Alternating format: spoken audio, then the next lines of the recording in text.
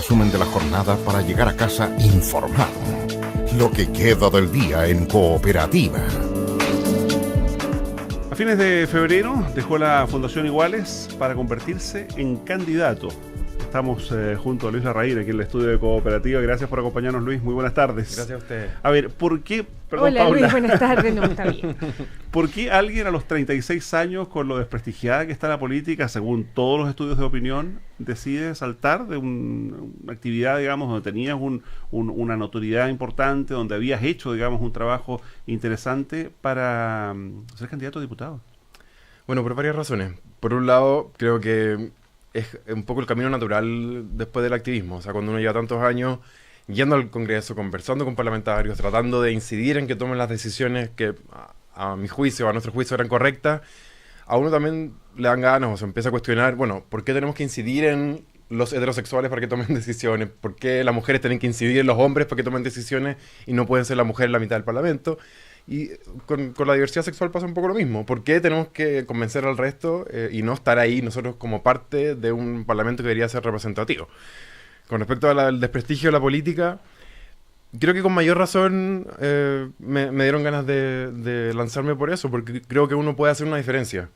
Creo que a pesar de lo desprestigiada que está la política en general, la gente sí valora a algunos parlamentarios y sí valora en particular a la gente que viene de la sociedad civil.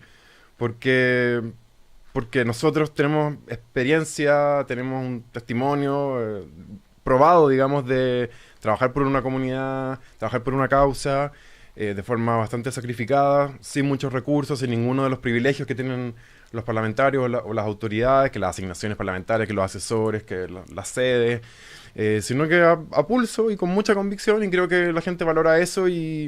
Y si tú ves, no sé, los partidos nuevos tienen mayor valoración, mayor aprobación que los partidos antiguos, les ha costado menos conseguir las firmas, a pesar de que tienen que hacerlo en persona y no virtualmente como los partidos antiguos.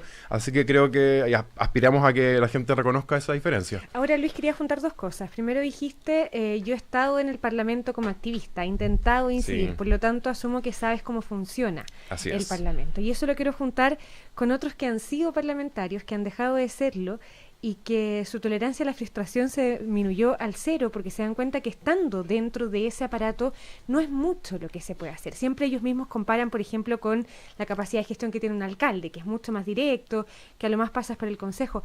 ¿No lo ves así? Tengo claro que esto tiene costos personales, tanto por la exposición Pero como estoy pensando por... también en un país como tan presidencialista, donde el Congreso no tiene un rol preponderante, por decirlo de O en alguna último término, no menos la Cámara que el Senado, por ejemplo. Es que, ¿sabes qué?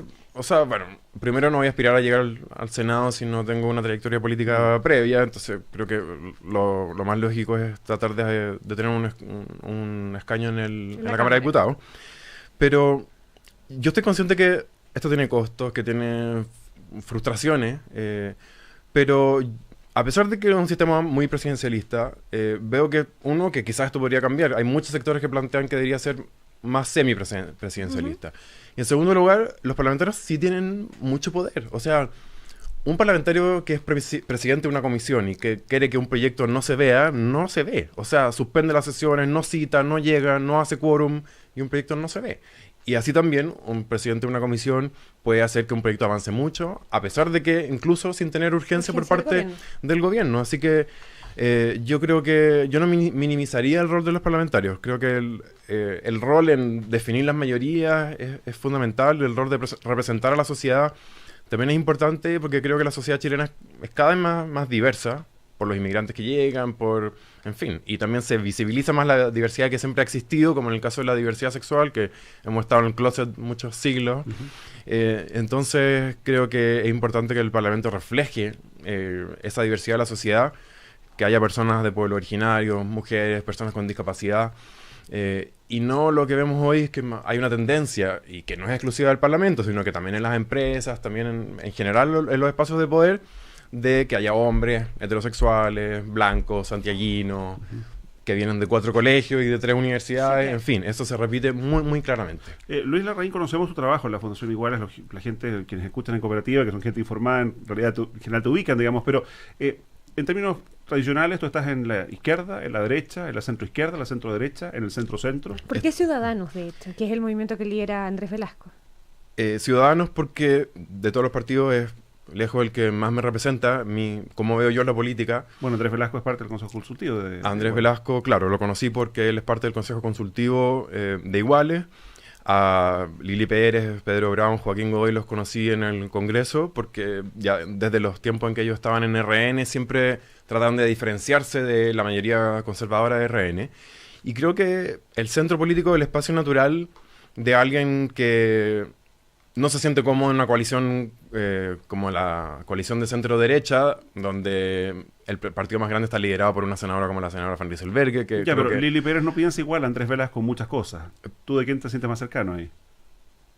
Mira, a ver, por algo voy apoyado por Ciudadanos, pero creo que ellos dos piensan bastante similar en muchas cosas y eso sustenta una coalición de centro entre ellos dos. Claro, yo trabajé en el gobierno de Piñera, vengo de un mundo cultural por mi familia, por mi infancia, muy ligado a la centro-derecha, y en el minuto en que uno sale del closet, esos dos mundos empiezan a colapsar. Entonces, siempre agradecí mucho que haya habido parlamentarios como Carla Rubilar, Lili Pérez, en fin, que estando dentro de la derecha trataron de decir, a ver, un momento, los derechos humanos son de todas las personas, no solamente de las personas de izquierda, la igualdad de derechos es algo que no se discute, pero ¿por qué hay un grupo de personas que no puede tener igualdad de derechos? Entonces, eso, bueno, fue un proceso de maduración y yo me fui alejando de la derecha después de haber participado en la franja de Sebastián Piñera, en el gobierno de Sebastián Piñera. A pesar de que fue una muy buena experiencia laboral, me di cuenta de que no me sentía para nada a gusto con esa visión tan anquilosada, tan amarrada al pasado y tan reacio a modificar las grandes cosas que hay que cambiar para que Chile sea un país más desarrollado y más inclusivo. Lo más probable es que Sebastián Piñera, perdona Luis, vaya a ser candidato presidencial y corre con ventaja por sobre todos los otros candidatos que se miden en las encuestas. ¿Cómo ves tú hoy día, habiendo sido parte de eso que fue súper emblemático que tú mencionabas cuando Sebastián Piñera te incluye junto a una pareja hombre en la franja de su campaña? ¿Cómo ves hoy día la candidatura de Sebastián Piñera? Porque al pasar decías un partido como la UDI que está liderado por una senadora como Jacqueline Van Rieselberghe, que probablemente va a ser el partido que sustente la candidatura, uno de los partidos que sustente la candidatura de Piñera. Sí, bueno, yo apoyé esa candidatura en ese minuto y no ahora por varias razones. Creo que una es porque por mi proceso personal de maduración política y de, no sé, leer más, conocer más, dialogar más, me he dado cuenta que hay muchas cosas de la derecha que no me identifican, pero también porque creo que esa coalición de 2009, que se llamaba Coalición por el Cambio, que trató de ser un poco más amplia, trató de abrirse al centro y de incluir ideas más liberales, es muy distinta a la coalición de hoy. ¿Cómo es la coalición de hoy? Yo veo a Piñera más conservador que el 2009. El 2009 creo que está tratando de mostrarse como parte de una derecha más moderna. Hoy día no lo veo en eso. Creo que también el sistema electoral influye mucho, porque el 2009 había voto obligatorio, entonces lo lógico era ir a disputar el centro. En cambio, en 2013 vimos claramente que al haber voto voluntario, la estrategia cambió. Evelyn Matei dejó de ir a buscar el centro, sino que fue a buscar a los evangélicos. Les dijo, yo no voy a hacer nada que no aparezca en la Biblia. Entonces, también esas lógicas electorales influyen y creo que hacen que las personas que que somos liberales, que tenemos una postura más bien de centro, que no somos neoliberales, pero tampoco estatistas, que creemos que la libertad y la igualdad son valores que pueden convivir, que deben convivir, de hecho, para ser un país desarrollado.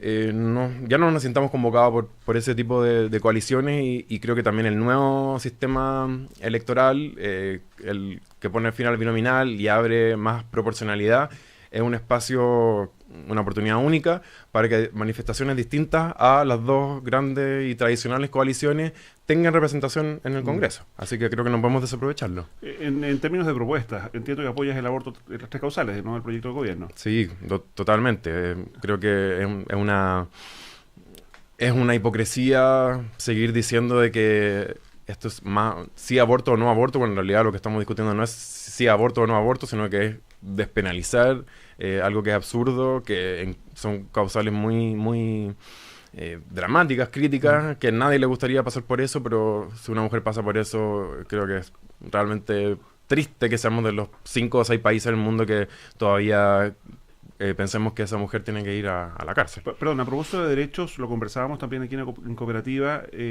hay quienes sostienen que enfermos terminales que hoy día están en Punta Peuco debieran seguir cumpliendo su condena en su casa. ¿Tú estás a favor o en contra de eso? Es un tema delicado porque cualquier gesto humanitario que uno pueda pensar para esas personas se ve visto como una señal o como un, digamos, un guiño a ese sector. Y creo que lo que hace Jacqueline Van Rysselberghe, por ejemplo, al ir a visitar a los presos de Punta Peuco, pero a ningunos otros presos de ninguna otra cárcel, claramente es eso. Si hay una ley general que permite salidas humanitarias para todos los presos que tengan sobre una cierta edad o una enfermedad terminal, sí, estoy de acuerdo. Creo que eso es totalmente coincidente con los derechos humanos y con el derecho humanitario, finalmente.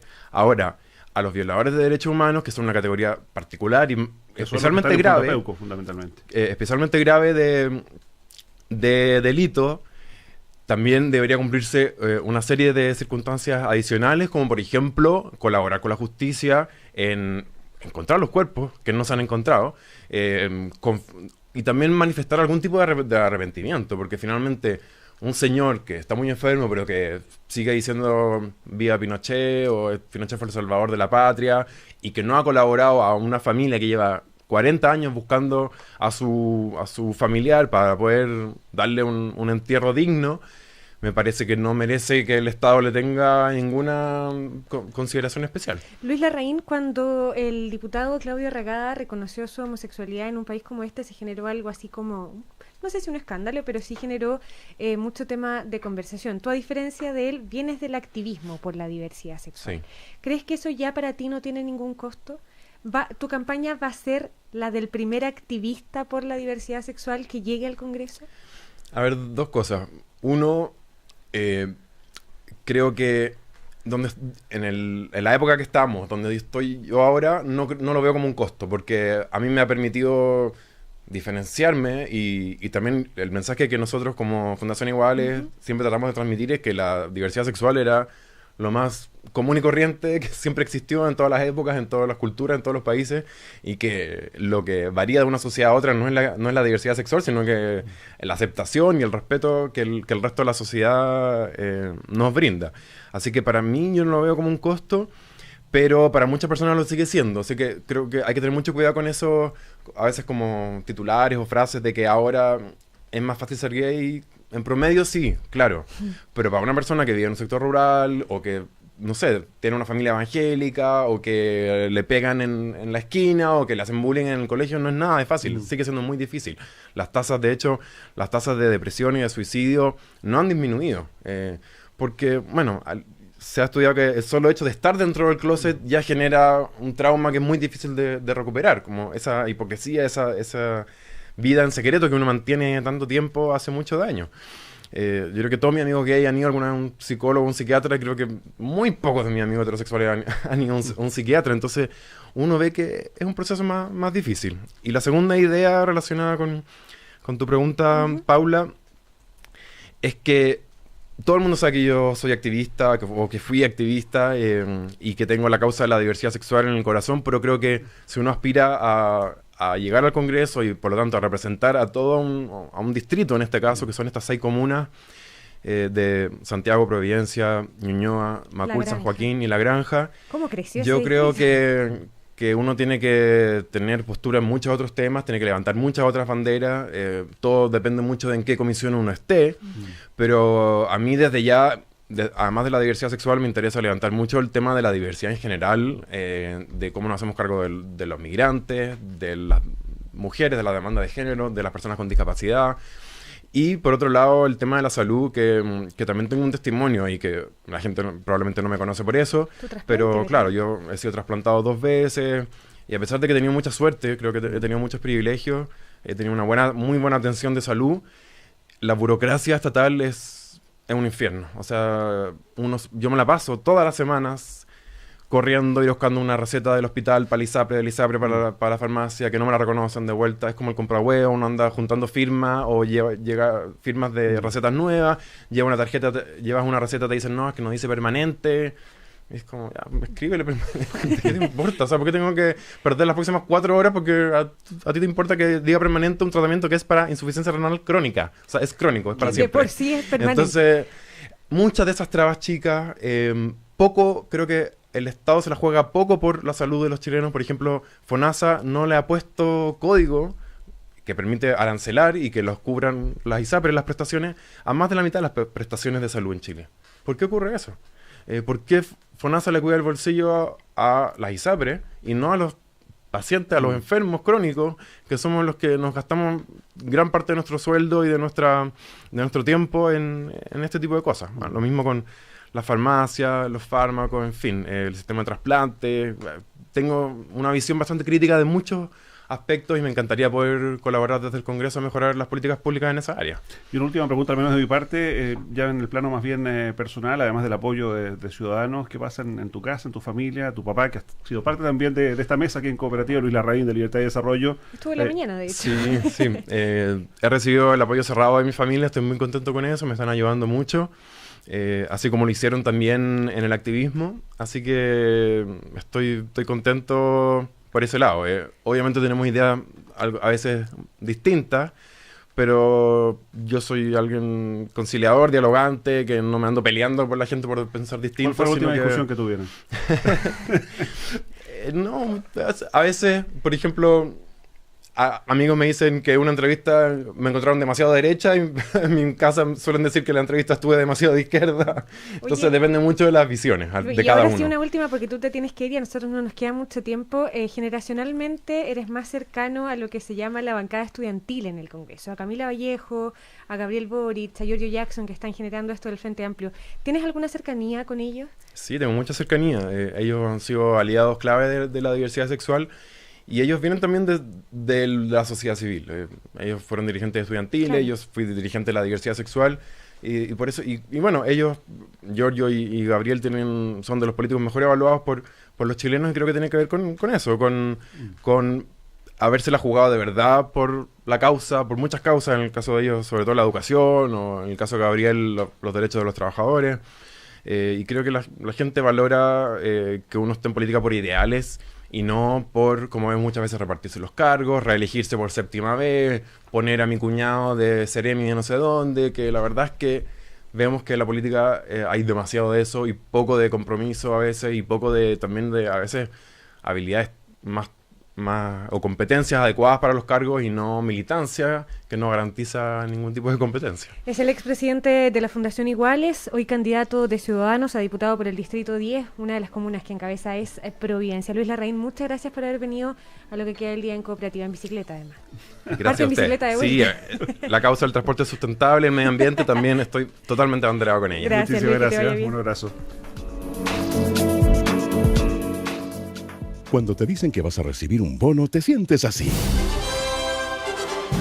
Pero si no lo inviertes bien, tu bono es más grande si lo inviertes en APB de la forma correcta, ya que así puedes aprovechar hasta un 40% de beneficio tributario. Contacta a tu asesor en Principal.cl y así tu bono será más grande. Principal, en Chile y el mundo, acompañando a tus inversiones. Beneficio tributario de disminución de base imponible para trabajadores acogidos al régimen tributario B del APB. Rebaja de impuestos según tramo de renta puede variar entre un 4 a un 40%. En Cooperativa son las frases que quedan del día. En Plaza Piñera, el senador Manuel José Osandón confirmó hoy que irá a